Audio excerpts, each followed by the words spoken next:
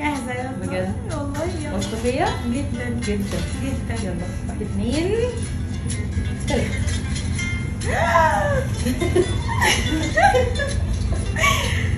يا نهار أبيض. مين دي؟ مش عارفة.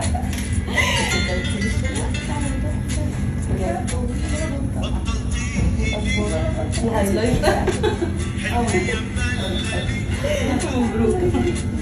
بجد لا تحفة، ده كل حاجة بس مش عارفة أعلق عليه كلها. اللي هو أقول إيه طيب بلاشر ولا تحفة. العيون تحت.